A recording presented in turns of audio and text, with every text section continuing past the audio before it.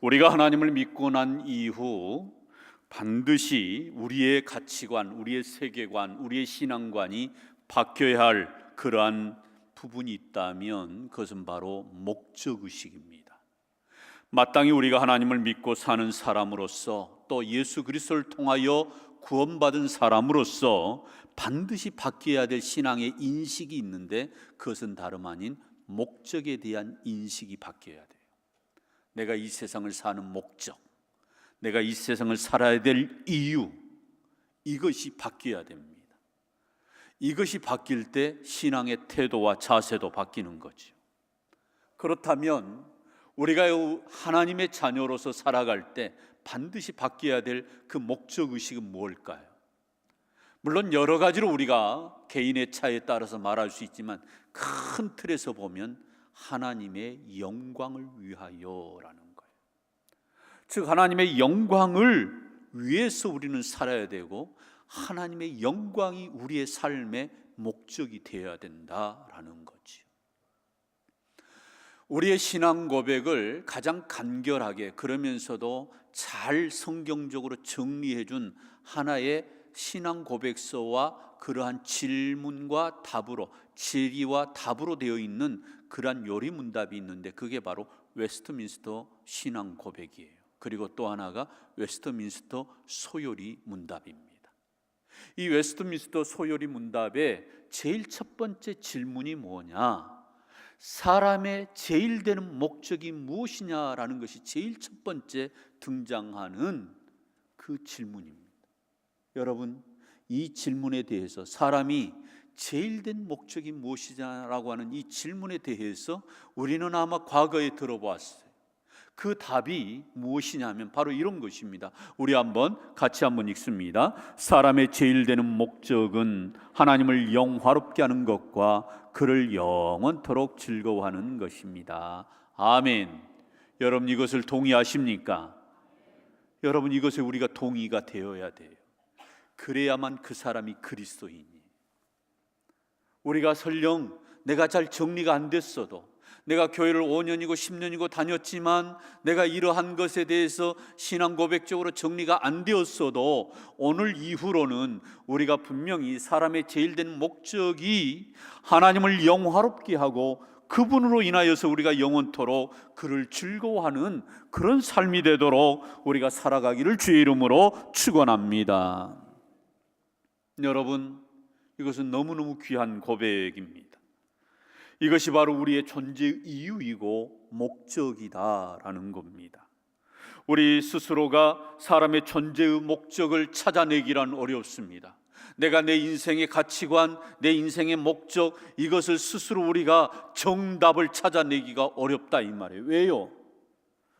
내가 나를 바라볼 때 나는 먼저 기억해야 될 것은 나는 내가 내 몸을, 내 인생을 내가 계획한 바가 없어요. 내가 나를 지지 않았기 때문에 창조하지 않았기 때문에 사실 내가 내 인생을 살면서도 내 인생의 목적을 모르는 거지.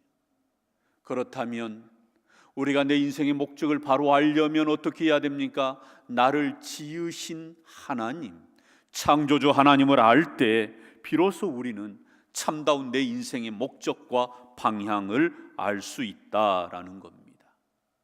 여러분, 하나님은 우리 모든 한 사람 한 사람 각자를 하나님의 형상으로 빚으셨지요. 다시 말하면 하나님을 닮도록 지으신 것입니다. 그래서 우리 모두는 하나님의 형상이 우리 안에 있었어요. 그러나 아담의 원죄로 인해서 이 하나님의 형상이 파괴되고 일그러졌다가 다시금 예수 그리스도 인하여서 우리는 다시 그 형상이 회복된 것입니다. 어쨌든 우리가 인생의 바른 방향과 내 인생의 진정한 의미를 바로 알려면 하나님을 알아야, 그래야만 우리가 바로 내 인생을 알게 되는 것이지요. 여러분, 이것이 바로 우리 인생의 굉장히 중요한 부분입니다. 그래서 하나님을 알지 못한 사람들은 여전히 자기의 영광을 위해서 사는 겁니다. 자기 인생의 목적을 이루기 위해서 사는 거예요. 그러나 하나님을 믿고 하나님의 자녀가 된 사람들은 내 인생의 목적도 있지만 큰 틀에서는 하나님의 목적을 이루어드리고 하나님의 영광을 위해서 우리가 살아간다라는 것입니다. 이것은 너무너무 중요한 것이에요.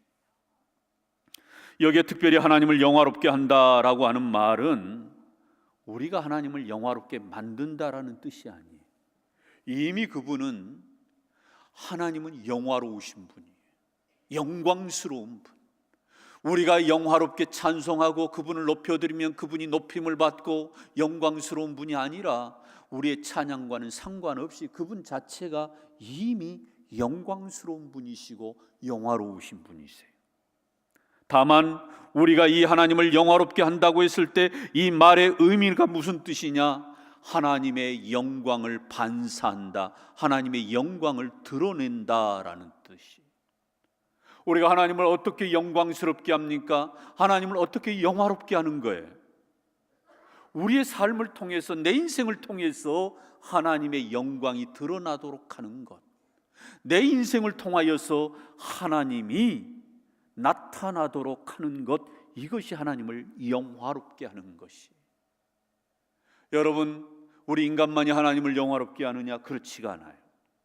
하나님이 지으신 이 우주 만물의 모든 피조물들도 하나님을 영광을 나타내는 거예요. 여러분, 그래서 시편 19편 1절에서 이와 같이 시인은 노래해요. 우리 같이 한번 봉독합니다. 하늘이 하나님의 영광을 선포하고 궁창이 그의 손으로 하신 일을 나타내는도다. 여러분, 이 하늘 봐보세요. 이 하늘을 바라보면 이 하늘 자체가 이미 하나님의 영광을 선포하고 있어요. 하늘이 얼마나 광활합니까? 얼마나 신비합니까? 여러분, 우리 눈에 보여지는 하늘이 그냥 하늘이 아니에요. 우리 눈에 보이지 않는 길들이 다 있어요. 여러분, 전파가 통합니다. 이 하늘을 통하여서 전파가, 그 수많은 그러한 인공위성을 통해서 수많은 전 세계에 일어난 일들이 우리의 안방에서 실시간으로 우리는 볼 수 있는 이 오묘한 이 하늘 봐보세요. 저 궁창을 봐보세요. 저 수많은 구름 사이에 있는 그 하늘과 그 궁창을 바라보세요. 얼마나 오묘한지. 여러분, 여름에 보통 장대비가 내리면 이틀이고 3일이고 쉬지 않고 내리는 그 비, 도대체 얼마나 큰 탱크로리가 저 하늘에 있으면 그렇게 쉬지 않고 물이 내릴까, 비가 내릴까, 신비하기 그지없어요. 제가 한 번은 저 일본에 선교를 갔다가 돌아오는 길에 부산 그 김해공항으로 오는데 간사이 공항에서 우리가 비행기를 타는데 이게 타느니 마느니 하면서 그때 우리 안에서도 굉장히 이게 옥신각신했어요. 히로시마 쪽으로 해서 그 관서지방 쪽으로 이렇게 태풍이, 토네이도가 막 오는데 엄청나게 먹구름이 막 쌓이고요. 그 구름들이 막 이동하는데 보니까 우리 눈으로 보니 금방 있었던 구름이 저만치 가고, 그리고 세찬 바람이 불고, 그래서 그 관서공항에서, 그 간사이 공항에서 이 비행기가 이륙하느냐 못하느냐, 우리가 이 시간 이륙을 해야 우리가 하루를 넘기지 않고 그리고 주일을 보낼 수 있을 텐데 막 불안과 조바심이 밀려오는 거예요. 여러분, 다행히 비행기를 탔는데요, 그렇게 세찬 바람이 부는데 딱 구름 위로 올라가니까 전혀 바람이 없어요. 비도 없어요. 햇볕이 쨍쨍 내리쬐는 거예요. 부산으로 넘어와서 김해공항에 이제 착륙하려고 보니까요, 막 기체가 요동합니다. 흔들리고 푹 떨어지고 한 100m씩 푹 떨어져요. 얼마나 이게 불안한지요. 아이들은 놀래는 건지 아니면은 저 고속 청룡열차 타는 것처럼 스릴을 즐기는 것인지 모르겠는데 와 하고 개들이 소리를 지르는데요, 우리 어른들은 불안하더라고요. 그 구름을 뚫고 막 내려오는데 장대비가 막 기체를 막 때립니다. 엄청나게 비가 쏟아지는데 그럼에도 불구하고 안전하게 착지했어요. 여러분, 이 하늘이 그냥 하늘이 아니더라는 거예요. 사람이 통하고 새들이 날아다니고 비행기가 왕래하고 수많은 보이지 않는 전파들이 그 하늘을 통해서 우리에게 얼마나 많은 유익을 줘요. 그래서 이 시편 기자가 이 모든 것을 하나님이 지으신 창조 세계를 보고 하늘이 하나님의 영광을 선포하고 오묘하게 지어졌어요. 여러분, 꽃 하나만 보아도, 식물 하나만 보아도 하나님의 영광이 그 속에 들어있어요. 이러한 식물들도, 저 하늘도, 저 궁창도 하나님의 영광을 선포하고 그분이 하신 일을 나타낸다, 이 말이에요. 우리가 이 세상 살아가면서도 우리도 어떻게 해야 됩니까? 하나님의 영광을 우리가 수많은 사람들에게 반사시켜야 돼요. 나를 통해서 그 영광의 빛이 다른 사람들에게 비춰야 돼요. 하나님이 드러나도록, 하나님이 비춰지도록, 나를 통해서 그분이 하나님을 볼 수 있도록, 이것이 바로 하나님의 영광을 위해서 사는 것이, 사랑하는 성도 여러분, 너무너무 중요한 것입니다. 이것이 우리 인생의 방향이어야 되고, 이것이 우리 인생의 목적이어야 한다라는 겁니다. 여러분, 하나님의 영광을 가장 잘 드러낸 사람 한 사람을 꼽으라고 한다면 그분은 바로 우리 예수님이세요. 인간으로, 완벽한 인간으로 우리 예수님이 이 땅에 오셔서 마침내 예수님이 그 모든 걸어가시는 일을 통해서, 행하신 그 모든 이적과 기적을 통해서, 가르치시는 수많은 말씀을 통해서 우리 예수님이 하시는 일이 뭐였느냐? 하나님의 영광을 세상 가운데 드러내신 거예요. 그래서 오늘 본문의 4절에서 뭐라고 우리 예수님이 고백하는가? 우리 4절 말씀 한번 같이 읽습니다. 아버지께서 내게 하라고 주신 일을 내가 이루어 아버지를 세상에서 뭐 하였다고요? 영화롭게 하였사오니. 여러분, 우리 예수님께서도 이 땅에 머물면서 우리 예수님의 인생의 목적과 방향이 분명했어요. 그것은 다름 아닌 하나님의 영광을 드러내는 것이었어요. 기적을 행하시는 이유도, 수많은 사람의 병든 자들을 고쳐줘서 그들을 위로하는 것도 결국은 그들이 예수님을 통해서 하나님을 바라보도록, 하나님께 영광을 돌리도록, 이와 같이 우리 예수님은 하나님을 영화롭게 했다. 아버지께서 나에게 하라고 주신 일을 내가 이루어 아버지를 세상에서 뭐 하였사오니? 영화롭게 하였사오니. 글로리피케이션, 영화롭게 했다라는 거예요. 여러분, 그러면서 우리 예수님은 철저하게 당신의 이름을 드러내지를 않았어요. 당신의 영광을 드러내거나 당신이 어떤 영광을 받기 위해서, 당신이 어떤 대접을 받기 위해서 그렇게 3년을 사신 것이 아니라 오로지 하나님을 영화롭게 하는 거예요. 하나님의 이름을 나타내고. 그래서 6절에서도 뭐라고 고백합니까? 6절 우리 한번 상반절 한번 같이 읽습니다. 시작. 세상 중에서 내게 주신 사람들에게 내가 아버지의 이름을 뭐하였나이다? 나타내었나이다. 여러분, 우리 예수님은 철저하게 당신의 이름을 남겨놓으려고 하신 것이 아니라 하나님의 이름을, 아버지의 이름을 사람들에게 나타냈다는 거예요. 이게 뭐예요? 영화롭게 하는 거지. 여러분, 이것이 바로 우리 인생이어야 된다는 거예요. 이러한 예수님의 가르침을 가장 잘 실천하고 또한 가르쳤던 사람 중에 한 사람이 바로 바울이지요. 바울은 고린도 교회를 향하여서, 그 고린도 교회가 서로 간에 네 분이 있어요. 서로 다툽니다. 서로 자기 잘난 맛에 내 은사가 최고라고 얘기를 해요. 내가 받은 은사가, 내가 병 고치는 은사가, 내가 예언하는 은사가, 내가 방언하는 은사가 제일이라고 얘기하면서 남들에 대해서는 별로 인정을 하지 않아요. 그리고 자기가 잘나 있는 그러한 영적인 교만함 가운데에 이러한 교인들에게 바울이 고린도전서 10장 31절에서 뭐라고 얘기하는가? 우리 한번 같이 읽습니다. 시작. 그런즉 너희가 무엇을 먹든지 마시든지 무엇을 하든지 다 뭐를 위해서? 하나님의 영광을 위하여 하라. 여러분, 먹든지 마시든지 무엇을 하든지 다 뭐 하라고요? 하나님의 영광을 위해서 하라. 하나님이 은사를 주신 것도, 병 고치는 은사, 예언의 은사, 방언의 은사, 이것이 다 내 이름 내자고, 나를 드러내자고 주신 것이 아니다, 이 말이에요. 하나님의 영광을 위해서 주셨다라는 거예요. 여러분, 그 직분을 가지고, 그 은사를 가지고 하나님의 영광이 드러나고 하나님의 이름이 드러났으면 그 사람 충성된 일꾼이에요. 그러나 내가 드러나고 내가 영광을 받으면 그 사람은 그 직분을 온전히 감당하지 못한 거예요. 이것이 너무너무 중요한 것입니다. 사랑하는 성도 여러분, 저는 음악에 대해서는 그렇게 잘 모릅니다. 그러나 수많은 음악가들이 근대 음악의 아버지를 누구로 꼽느냐? 요한 세바스찬 바흐를 꼽아요. 여러분, 이 사람이 어떤 사람인가? 이 사람 하나님을 잘 드러낸 사람이에요. 한번 사진을 한번 봐보세요. 이런 분이에요. 여러분, 수많은 음악가가 영화로 만들어져 있는 그런 영화를 봅니다마는 요한 세바스찬 바하는 정말 우여곡절의 어려움을 많이 겪은 사람이에요. 아내가 일찍 죽습니다. 자녀들이 많았어요. 그 자녀들 가운데 10명의 자녀를 잃어요. 여러분, 놀라지도 않으시나요? 10명의 자녀를 잃는다니까요. 아내를 잃었어요. 10명의 자녀를 잃었어요. 얼마나 그의 마음은 고통스럽겠어요. 거기에다가 이 사람은 또한 몸이 약해요. 그래서 늘 종합병원인 거예요. 한 서너 가지씩 병을 앓고 있는데 그 질병을 안고 사는데 그 고통이 이루 말할 수가 없어서 그가 늘 기도하기를 주여 나를 불쌍히 여겨 주옵소서, 그렇게 기도한 사람이에요. 너무나도 어려웠어요.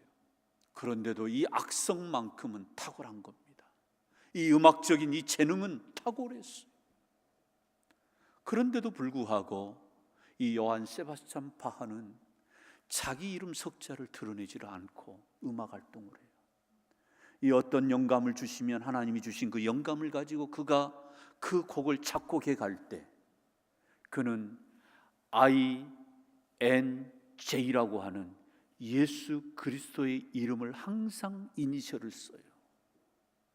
그리고 수많은 오라토리오, 수많은 그러한 칸타타, 이러한 작품을 완성할 때는 그는 뭐라고 이니셜을 쓰냐? SDG, 솔리 데오 글로리아, 오직 하나님께 영광을. 그 수많은 고난과 그 고통과 아픔 속에서 이 사람은 늘 이 음악을 통해서 하나님의 사랑을 드러내려고 했고 하나님의 이름을 높이려고 했고 하나님을 노래하고자 했어. 그래서 항상 그분은 악보에다가 SDG, 오직 하나님께 영광을.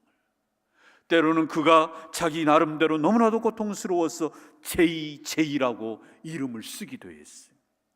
뭐예요? 예수님 나를 좀 도와주세요.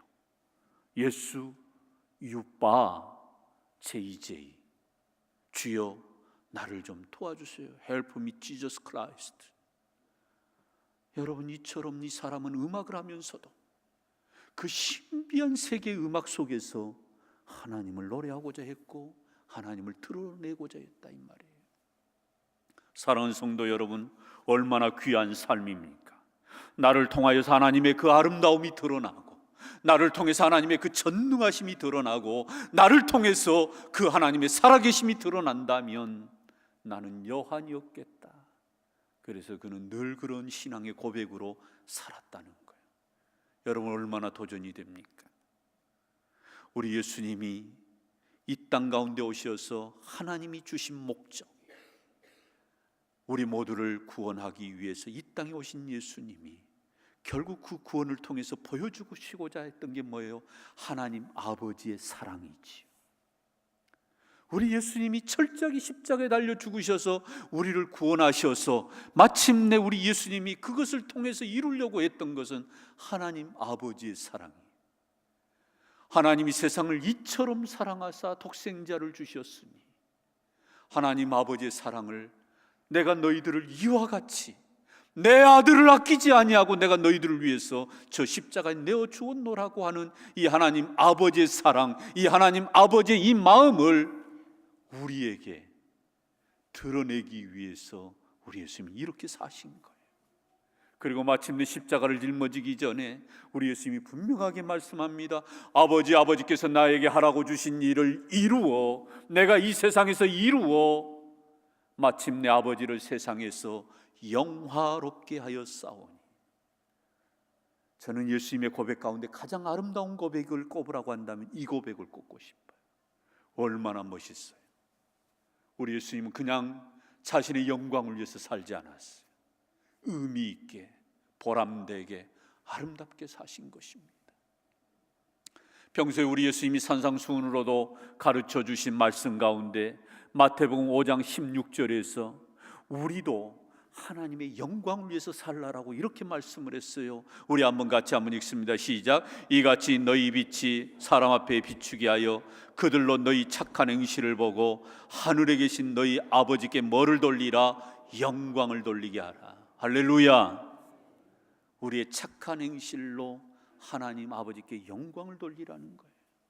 사랑하는 성도 여러분, 마땅히 우리가 하나님을 믿고 예수 그리스도를 영접한 하나님의 자녀가 되었다면 우리는 나를 통해서 하나님이 영광을 받으시도록 저 수많은 사람들에게 영광을 비추는, 하나님의 영광을 반사하는, 하나님의 영광의 이름을 나타내는 저와 우리 모두가 되기를 주의 이름으로 축원합니다. 축원합니다. 나를 통해서 저 사람이 하나님을 볼 수 있다면, 나를 통해서 저 사람이 하나님께로 돌아올 수 있다면, 나를 통해서 저 사람이 하나님을 믿게 되었다면 그 사람은 하나님의 영광을 돌린 거예요. 하나님께 영광을 돌리는 거예요. 사랑하는 성도 여러분, 우리가 다음 주부터 2주간에 걸쳐서 항존직 선거를 합니다. 여러분, 우리가 왜 항존직 선거를 할까요? 이유는 간단합니다.